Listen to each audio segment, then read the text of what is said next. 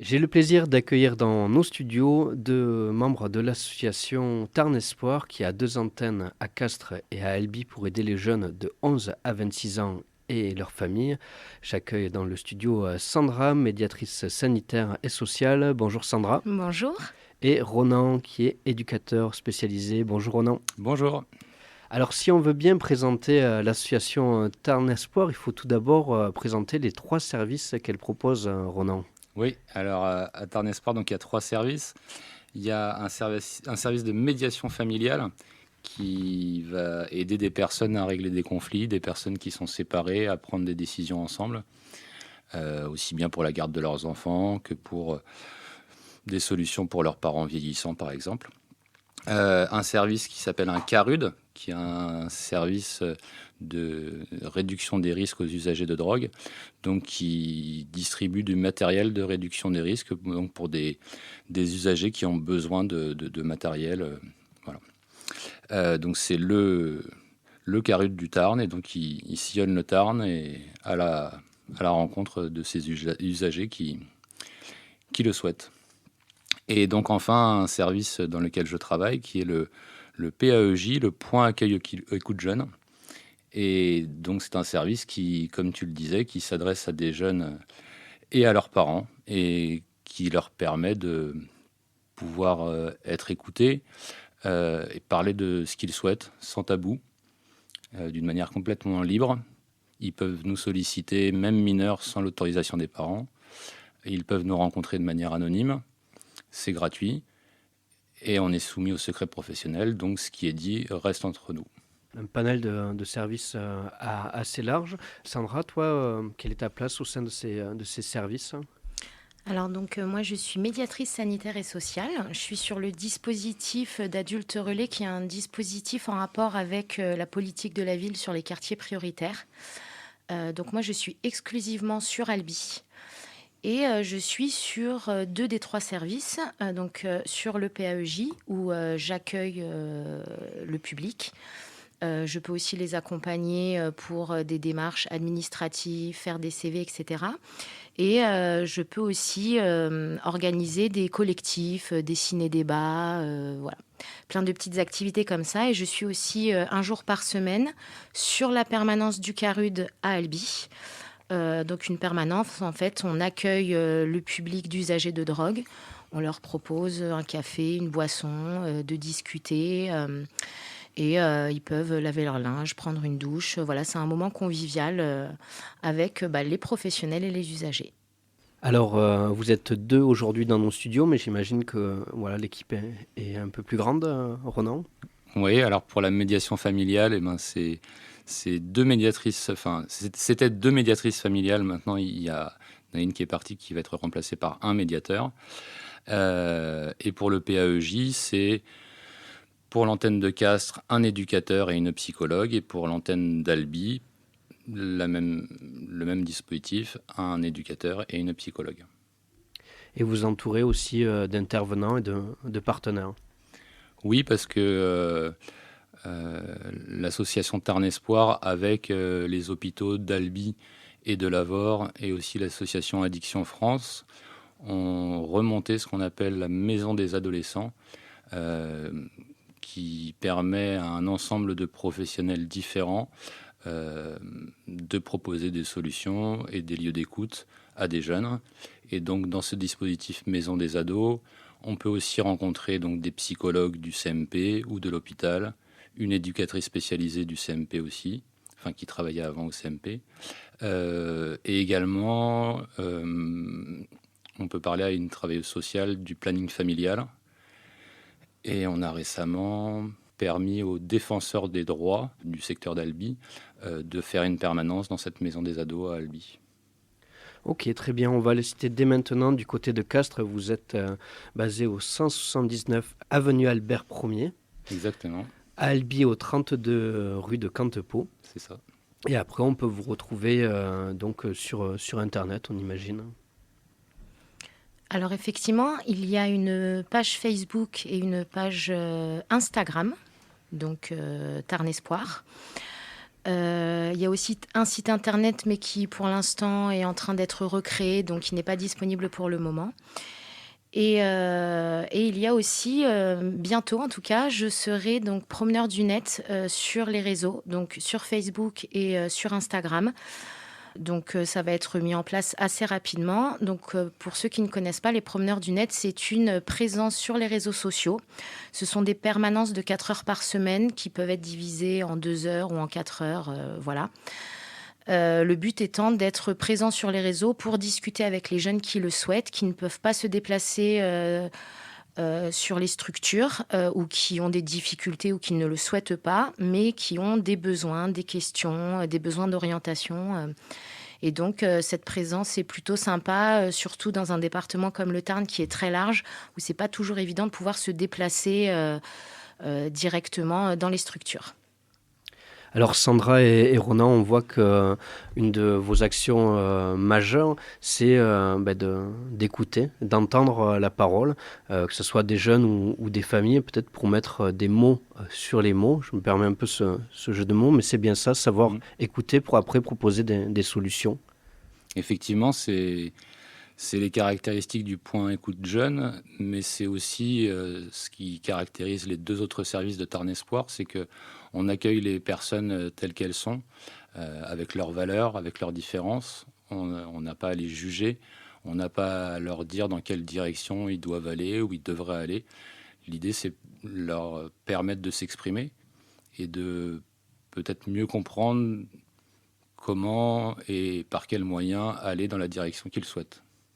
Sandra, c'est pareil, on parle d'écoute, mais sur Internet, via les promeneurs du net ou en tant que médiatrice sociale, peut-être sur le terrain, c'est aussi ça, la première action que tu vas avoir, c'est de prendre un temps d'écoute. Exactement, mon métier, c'est aussi d'accueillir la parole des jeunes et avec un réseau de partenaires, de permettre de faciliter en fait l'orientation des jeunes vers les structures adaptées à leurs besoins. Donc, c'est de l'écoute, de l'orientation et le but en tant que médiatrice sanitaire et sociale, c'est surtout d'aller vers, donc d'aller sur les quartiers prioritaires et de rencontrer les jeunes. On le verra dans le futur, en tout cas on l'espère, que Tarn Espoir et Radio Albi Jazz mèneront des projets ensemble, justement des projets pour tendre le micro aux jeunes et aux moins jeunes, en tout cas aux habitants des quartiers prioritaires, pour qu'on puisse les écouter, puis les entendre sur notre radio, et pourquoi pas après réaliser des émissions ou pour rencontrer des professionnels comme vous deux. Donc je rappelle Sandra que tu es médiatrice sociale et Ronan éducateur spécialisé. C'est ça aussi en fait de faire travailler le réseau pour créer des plateformes qui peuvent mettre en relation des jeunes, des personnes qui ont besoin de se faire écouter, peut-être ensuite guider, je vais dire, mais aiguiller. J'aime pas ces termes, mais c'est en quelque sorte comme ça. Oui, c'est à nous de connaître au maximum les différents dispositifs, les différents partenaires, pour pouvoir être à même de proposer des solutions qui vont dans le sens de ce que nous disent les personnes. Merci, je vous propose une petite virgule musicale avec une série de micro-trottoirs, en tout cas l'interview de 2 jeunes réalisés mercredi dernier, donc c'était le mercredi 12 octobre à Cantepeau, où on a pu rencontrer des jeunes et leur tendre le micro.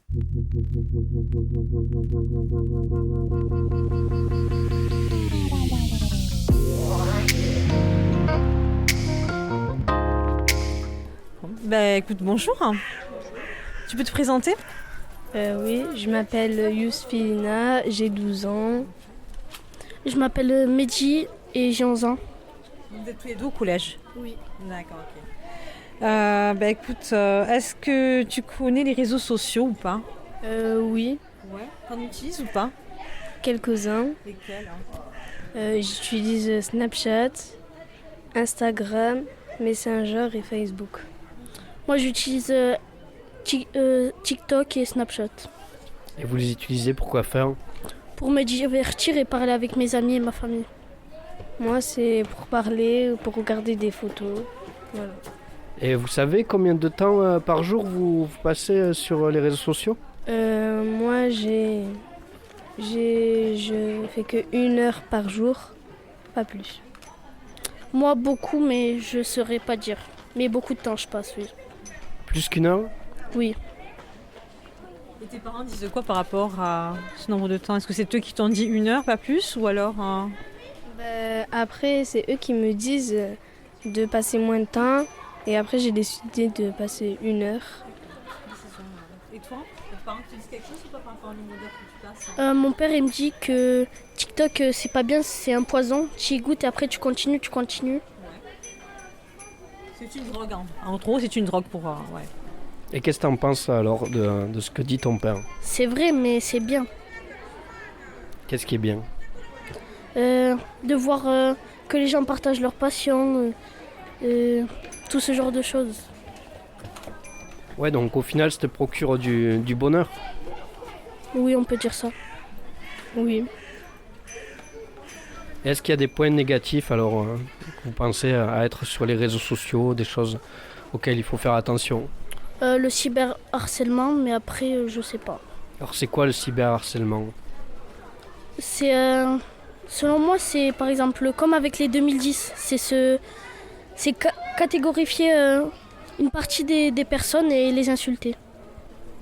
Après, il faut faire attention aussi à ne pas ajouter, par exemple sur Snapchat, ne pas ajouter n'importe qui ou accepter n'importe qui, parce que ça peut être des faux comptes, des kidnappeurs, voilà. Ça vous est déjà arrivé? Vous avez déjà entendu que ça arrivait à des amis à vous? Pas des amis, mais j'en ai déjà entendu d'une fille qui s'est passé ça. Et depuis, elle avait disparu. Mais sinon, j'en sais pas plus. Moi, ça m'est déjà arrivé, mais pas pire que les autres gens. Mais on m'avait salement insulté sur Snapchat. Et comment tu te sentais alors? Je m'en foutais un peu parce que c'était des gamins, mais ça m'a un peu blessée. Est-ce que vous pensez que vous êtes suffisamment, entre guillemets, éduqué, informé sur tous ces réseaux? Oui. D'ailleurs, ce matin, il y a un policier qui est venu pour... Ouais, Ludovic, il est venu pour faire de la prévention sur Internet, tout ça. Il est venu où? Au collège.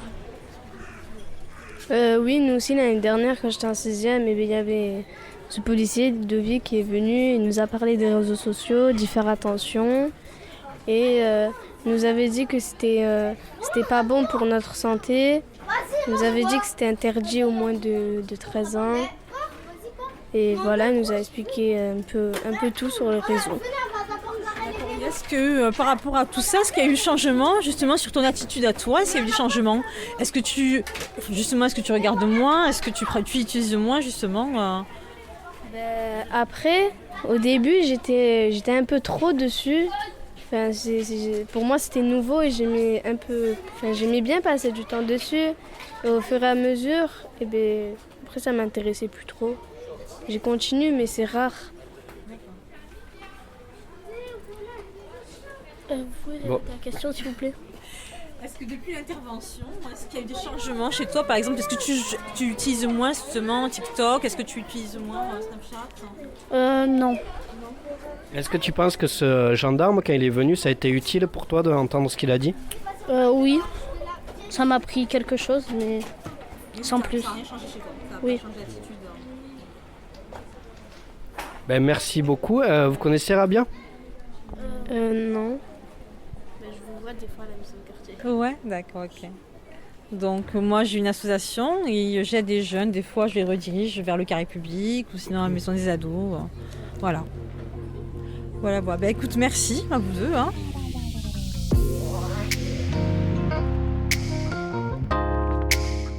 Toujours branché sur les ondes de Radio Albi Jazz, vous venez d'écouter un des micro-trottoirs réalisés le mercredi 12 octobre 2022 à Cantepo, en compagnie donc de Safa. Voilà, une série de micro-trottoirs réalisés avec des jeunes pour parler de leur pratique des réseaux sociaux. Et on est toujours en compagnie donc Sandra, médiatrice sociale, et Ronan, éducateur spécialisé à l'association Tarn-Espoir. Alors tout d'abord, Sandra et Ronan, j'ai envie de vous demander peut-être de réagir à ce que vous venez d'entendre. Ronan? Je trouve que c'est super de donner la parole aux jeunes, de leur permettre d'exprimer ce qu'ils ressentent, au lieu d'imaginer ce qu'ils pensent, de leur donner la parole. Voilà. Je trouve que c'est une démarche qui correspond aux valeurs de Tarn-Espoir aussi, et je trouve c'est très positif et ça fait avancer les choses, je trouve ça bien. Sandra? Et oui, je trouve que c'est intéressant dans le sens où on voit quand même que les jeunes connaissent vraiment les réseaux sociaux et les risques des réseaux sociaux, qu'ils ont conscience des enjeux et qui sont conscients qu'il faut être quand même prudent sur les réseaux sociaux. Et je trouve ça intéressant parce que ça enlève tous les a priori que beaucoup d'adultes ont sur l'utilisation des réseaux sociaux chez les jeunes. J'imagine c'est important pour des professionnels comme vous de se tenir justement informés de tout ce qui change dans notre monde, surtout là par rapport au numérique et aux nouvelles technologies. Oui, je pense que peu importe notre rapport à ces réseaux sociaux, on se doit en tant que professionnel au contact de ces ados de s'informer de tout ça. Moi par exemple, c'est pas ma culture, je n'ai pas de compte Facebook, je suis pas sur les réseaux sociaux, mais je m'y suis intéressé parce que je peux pas passer à côté de ça et recueillir la parole des jeunes, quoi. Donc moi ce qui est intéressant, c'est qu'au Pont Accueil Écoute Jeunes, je fais aussi des actions de prévention, donc je me rends au contact des jeunes sollicités par des établissements scolaires, par des MJC, par des gens qui travaillent avec des jeunes, et je fais des actions de prévention, donc je donne des informations sur les risques, mais aussi et surtout sur ce que ça apporte. Et donc c'est très intéressant que je puisse aussi rencontrer des jeunes en individuel, parce que du coup ils me font confiance et donc ils peuvent me dire ce qu'ils font réellement, et donc ça veut dire que je peux actualiser en permanence les informations que je donne lors de ces actions de prévention. Et donc d'avoir cette double casquette, écoutant en individuel et animateur de prévention en collectif, les deux se nourrissent en fait. Après, pour ma part, j'ai quand même une appétence, on va dire, pour les réseaux sociaux. Donc, je connais assez bien les différents réseaux sociaux. Et effectivement, il y a déjà eu quelques formations sur le numérique et les réseaux sociaux, et je serai continuellement formée en tant que promeneur du net, parce qu'effectivement, il faut une mise à jour assez régulière en ce qui concerne ne serait-ce que le vocabulaire utilisé sur les réseaux sociaux, l'utilisation, ça évolue extrêmement vite. Donc voilà, évidemment qu'il y a des formations pour nous aider à rester à jour. Donc Sandra, on te retrouvera très prochainement en tant que promeneur du net donc sur les réseaux sociaux. Bien sûr, avec plaisir. Voilà. On arrive à la fin de cette émission. Peut-être que vous avez des points qu'on n'a pas abordés, que vous souhaitez peut-être aborder pour cette fin d'émission. Peut-être des choses qu'on a oublié de préciser. Moi, je tiens à dire quelque chose à l'attention des jeunes, c'est que je me rends compte que c'est pas facile des fois quand on se pose des questions, quand on va pas bien, d'oser demander, d'oser dire que ça va pas.